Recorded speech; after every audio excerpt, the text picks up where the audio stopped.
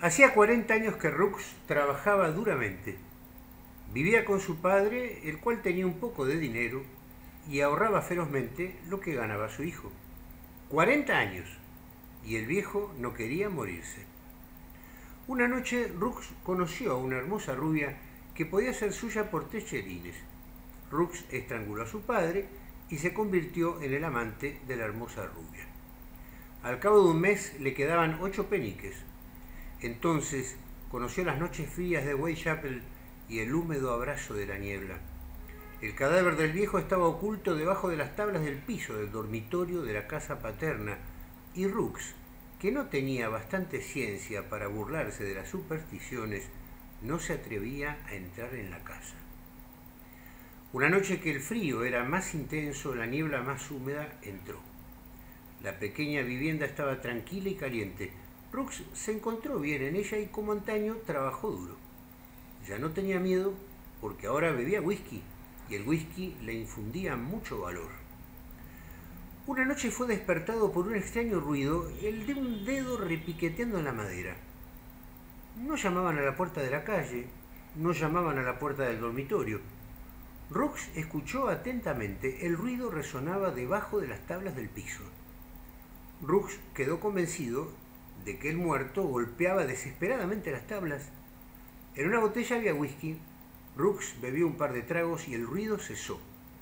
Al menos él no volvió a oírlo. A la noche siguiente el dedo volvió a repiquetear. Rux vació la botella y le ordenó al muerto que se estuviera quieto. Al día siguiente Rux estaba de buen humor. Había adquirido una buena provisión de whisky.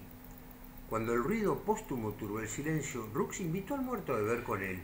El muerto no aceptó la invitación, lo cual no es de extrañar después del trato que le había infligido su hijo.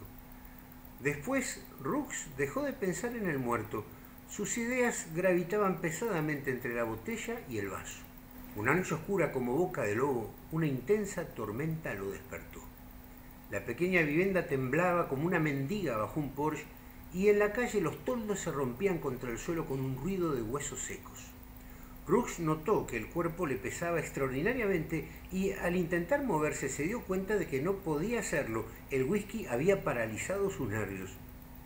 La pequeña lámpara tenía una mirada de sangre detrás de su cristal ahumado. Rux había conservado la aversión a las tinieblas y los pobres muebles de la habitación le parecían extraños. Tenían el aspecto de personas esperando algo que el propio Rux desconocía. Y de repente el dedo repiqueteó en las tablas del piso. Repiqueteó de un modo imperativo. Rux sintió que la garganta le abrazaba. Hubiera querido beber, pero no podía hacer ningún movimiento. Entonces se produjo la cosa, y el terror desorbitó los ojos del hombre. Las tablas del piso se movieron. Suavemente al principio, muy suavemente. Luego una de ellas crujió fúnebre, y Rux distinguió una pequeña sombra animada de vida. Pero súbitamente el miedo desapareció de sus ojos. De entre las tablas entreabiertas acababa de salir una rata, una gran rata que ahora se arrastraba perezosamente por el piso. Una rata, una pobre bestia, le había infundido aquel terror atroz. De buena gana se hubiese echado a reír, pero no podía hacer ningún movimiento. Su rostro permanecía inmóvil como una máscara de piedra. Pero de nuevo el terror inundó los ojos del hombre. Lentamente surgían del agujero las ratas innumerables, negras y gordas, y sus ojos relucían a la rojiza claridad de la lámpara. Luego, detrás de ellas, salieron otros animales, cucarachas, ciempiés y coleópteros de formas desconocidas, cuya existencia era ignorada por Rux.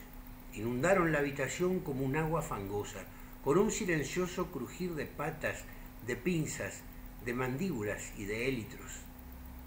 En el fondo de la habitación, las ratas estaban reunidas en asamblea y con un terror indecible Rux vio sus ojos tristes y humanos clavados en él. Entonces comprendió la gordura de las ratas y la agitación de los insectos. Comprendió que el pasto se había acabado, que bajo las tablas del piso solo había ya un esqueleto completamente mondado. Comprendió que los animales buscaban otra comida. No podía hacer ningún movimiento. El whisky había inmovilizado su cuerpo. Su única vida estaba en sus ojos. Las ratas avanzaban. Se acercaron a la cama, subieron trabajosamente a lo largo de las sábanas que colgaban y, respetuosamente, los insectos la siguieron, confiados en la obra de los roedores, y de repente Rux intuyó la venganza del muerto. Los animales lo cubrían, llevando hasta su olfato el horrible hedor de las carnes putrefactas.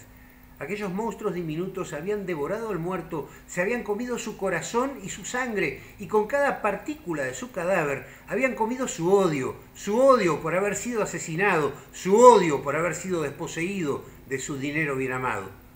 Aquella noche, cada uno de los animales devolvía su migaja de la inmensa cólera que había engullido, y del mismo modo que el agua oculta un terreno fangoso a través de 1000 pequeñas llagas, la sangre empezó a brotar de las carnes mordidas.